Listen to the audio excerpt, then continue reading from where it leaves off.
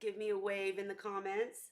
Apologies that we are so late. We're having, what's new, right? Wine Wednesday technical difficulties, right? Of course. But anyhow, had some issues with speakers. So I do want to check real quick, make sure the Zoom's not going to freeze on us, and also make sure that the audio is not going to be janky. So give me just a second, and then we're going to talk species, guys, and then we're gonna discuss some questions that we've gotten on Instagram and on Messenger, and then we will chat. So, so far sounds good. Hey, Cheryl, say something for me real quick. Just say hello. Okay. Hello.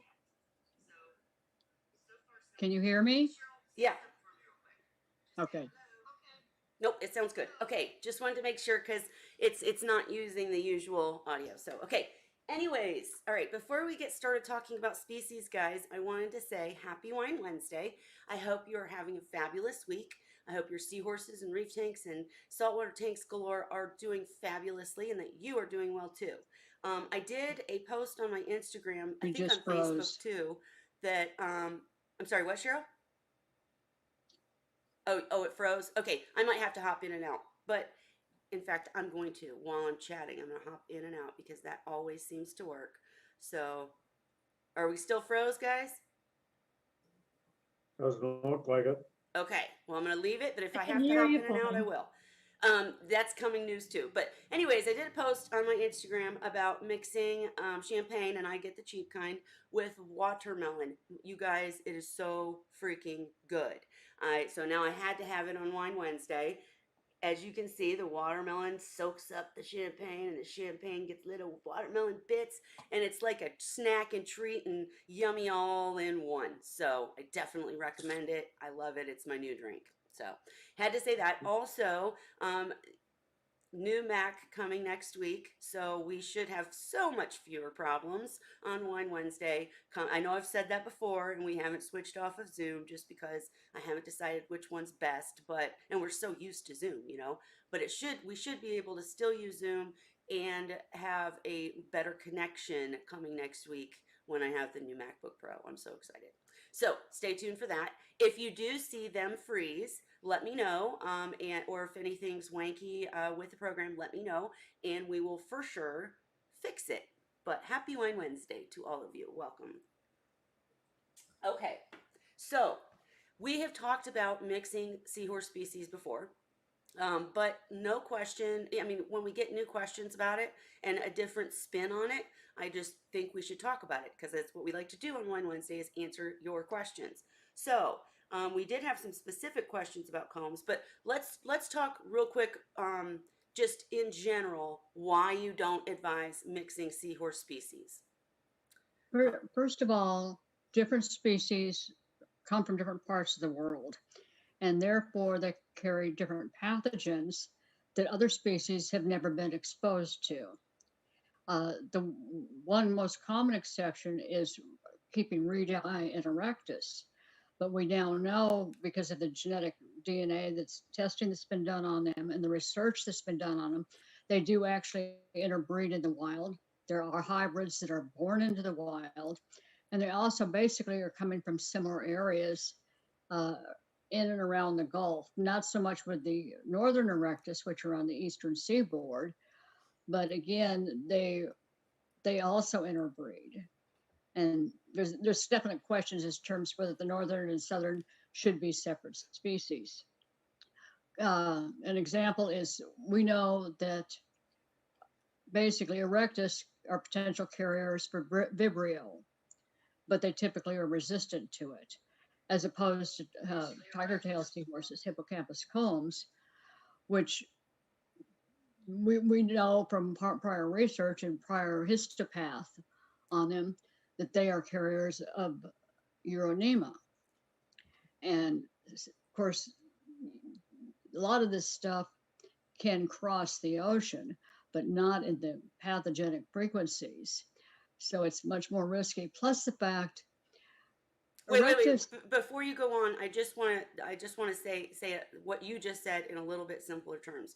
So the question that we got was actually about Kuda and Combs. So I'm gonna let Cheryl go on for sure because she is the brains here. But for someone like me that just doesn't really get all the scientific stuff, basically, so she said Kuda are known to have urinema. So basically, they have this form of urinema that they can deal with. Like their systems, their immune systems, their bodies, they're just capable of living with it as long as it doesn't, as long as you don't have problems in the tank. And but when they're mixed with a species that's not immune to it, immune's not the right word, but not adapted to it, then they clash and one or both will die. And if that seahorse right. species is, able to live with a strain of Vibrio, whereas the Cuda can't handle it at all, you put them in the same tank. And I do want to let you go on, Cheryl, but one of the main things that people don't get is they say, yeah, but we promote buying captive bred. So if I buy captive bred seahorses from the same breeder, different species, but from the same breeder, why is this still the case? Well, first of all, just because they're captive bred does not mean they're still not carriers of different pathogens. First of all, they may be parasitic. It may be microbacterial. It just depends. The other thing you have to keep in mind is like I've kept combs since about 2000. Well, it started in 2007. They're typically are very slow, methodical beaters. They like to use the tip of their tail as a holdfast and hunt every hole in the rock looking for live food, even after they've eaten frozen. My erectus, I can dump a ton of food in there, twice as much as you would expect to feed say, any 4 or 5 combs, and it's going to be gone in 5 minutes. So their feeding behaviors, also their courtship behaviors are very different. Combs oftentimes, to a lesser extent Cuda, depending on where they're from, will typically, during the mating process, they typically will do an egg transfer while hitched, as opposed to erectus or reidi, which do it in the water column. So there's a lot of different variables within the different species. And this is where mixing, try putting a combs in with a erectus, feed them, and the combs is probably going to starve to death because it's not going to go racing after the food and gobble it all down like the erectus will. Right. So So there's a lot of different variables. yep, and Uh, you hit on most of them. So basically, we don't, many species, as she's describing, have different behaviors. I think my response to the person that asked this question was, I kept Barbori, and as Cheryl describes the combs, that's how I describe Barbori. They were picky eaters. They had to have everything exactly how they wanted it. I always call them like prissy, kind of like the gotta have my way kind of seahorse. They were my favorite species, but I sure wouldn't put them with erectus because even when we talk about not mixing seahorses with fast, aggressive fish, that aren't seahorses, it's the same deal. The erectus, I believe, would eat all the food before the barbary even looked at a piece, right?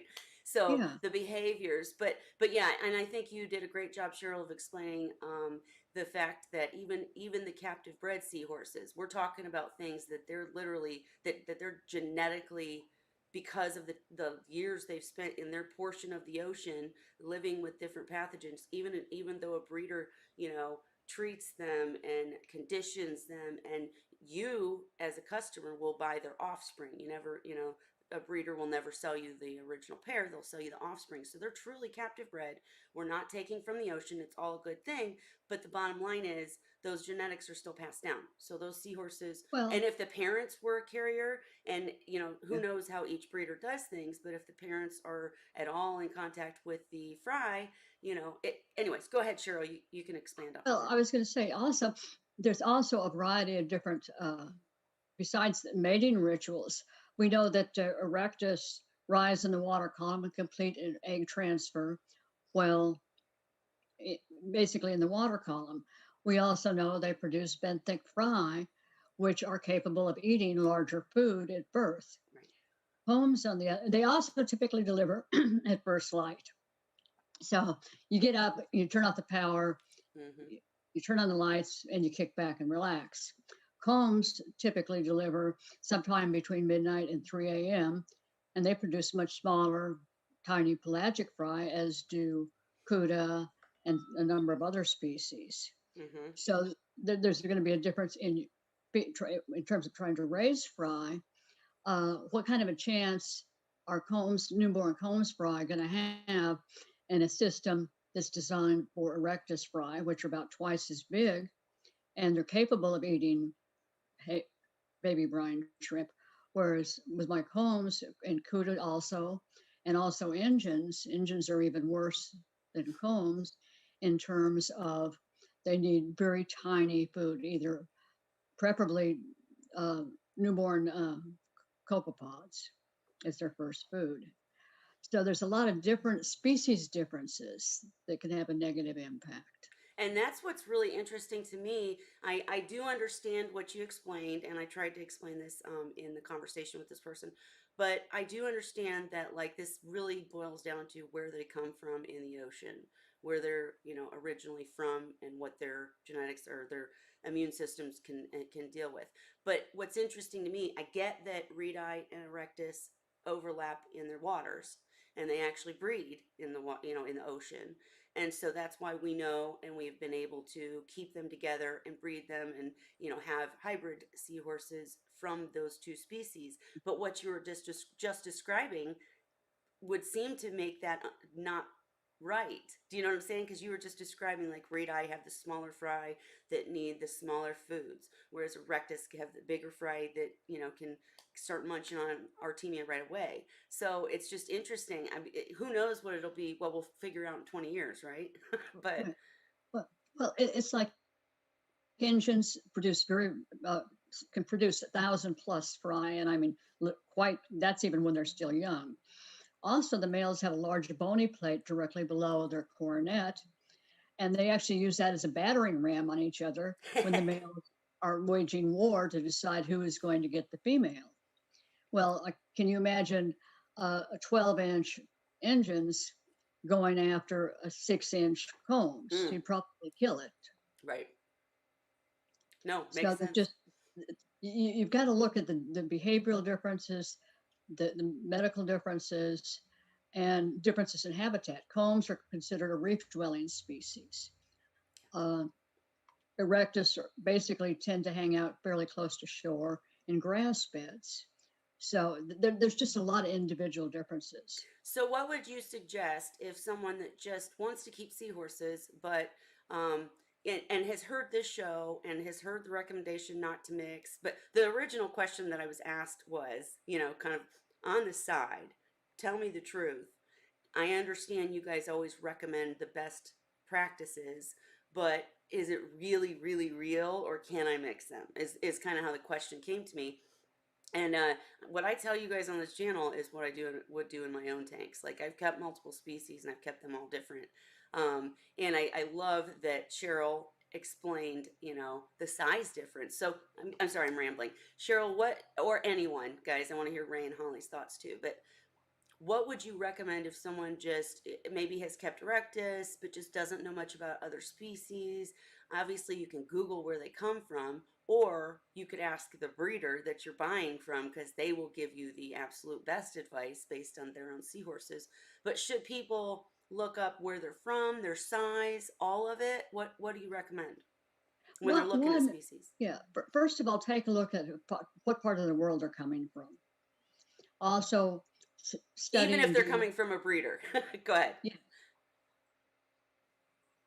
Oh no. that doesn't. They can still carry things that you would not anticipate. Look into what habitat they're in. There's species of seahorses in limbic straits and that's a tough world to live in, but they survive there. And I have never kept any, but I'm sure those are some really tough, hard-headed seahorses. Which ones? The limbic straits. Oh wow. Yeah. Go ahead. The other thing too is temperature. Northern Oh, erectus obviously have been found as far north as Nova Scotia. They've been found in blue northerns blow in laying on the substrate in Hudson Bay because they go torpid when it gets really cold. And basically, they just lay down and go to sleep until it passes. Uh, from that, if you're looking at a species that's indigenous to parts of Asia, their normal temperature may be in the high 70s. So how are they going to adjust? Look at your pot-bellied seahorses. They're considered a colder water species. They need to be kept below, preferably at 65. We also found the same true with Indians. They typically overall do better in a captive environment in much cooler water temperatures than most people keep their tanks. So So let me there's ask. just a So lot of let me. Oh, variables. I'm sorry. So let me ask this. And Ray, you keep abdominalis, so I'm shooting this question at you real quick. Um, since engines are better off in cooler temperatures and abdominalis are better off in cooler temperatures, would you keep them together? Not me personally, because I don't believe in mixing the species. And what I get the question quite often, and what I tell people is, you can go ahead and mix them, but you have to suffer the consequences of that action, because sometimes it will work, sometimes it won't, and most times it's not going to. But I do tell them that if you do want to mix some species, get them from the same breeder, because the chances are that they're whatever they're breeding in their systems there, and they may even have some systems that are connected with a couple different species, and that's going to mean there's exposure to the pathogens of each other, and you're less likely to lose um, those seahorses. At least you won't lose them due to pathogen transfer anyway. That's about the best odds you can get. Yep, absolutely. There's So, too many different. go ahead, Cheryl. There's just too many differences between the species. It's like, would you want to put a wolf in the same cage with a coyote? Right. That's a good They're example. both canids. They're both canidae. Yeah. What would happen? And welcome, Miss Heather. So glad you could jump in. How you doing? Good. How's it going? Good. We were talking species. Oh, whoops, sorry. We were talking species, and I do have one other Combs question, but then I think Heather's chilling in her sea shed, and everybody always has questions about that. So we'll keep. I am. We'll chit chat with you in a minute. I did have one other question from Ocean Enthusiast, and Cheryl, I'm going to throw this one at you again because it's about combs. I'm having trouble finding consistent info on keeping tiger tail combs. I know they're different than erectus, but how in terms of care? I've read that they are fast growers. Others say slow. I also heard that they like more flow and warmer waters, and their habitat is more reef-like. Any thoughts on this? I know there are mixed opinions on mixing species, even if they came from the same captive breeder. Thoughts on this? Thank you. So we've kind of covered most of it, but just tell us a little. Oh no, I hope they're not. I really hope they're not frozen. Are you frozen, Cheryl? I think she's frozen. Yeah. Okay, I think you're back with me. Did you hear the whole question or no? No. Okay, I will make it really, really super simple. He wants to, we covered basically already about mixing species, but he wants to know a little more information about combs because he said he's getting varying information. For instance, um, um, do they like more flow in warmer waters because their habitat is in the wild is more reef-like? And are they fast or slow growers? Can you just give us a little overview on combs? They're slow growers compared to, say, erectus by far. They produce pelagic fry that are quite small, not as small as reedi, but still on the small side. They typically are found most often in basically a coral type of environment. My combs, I did an experiment a few years back and put in a number of different types of soft.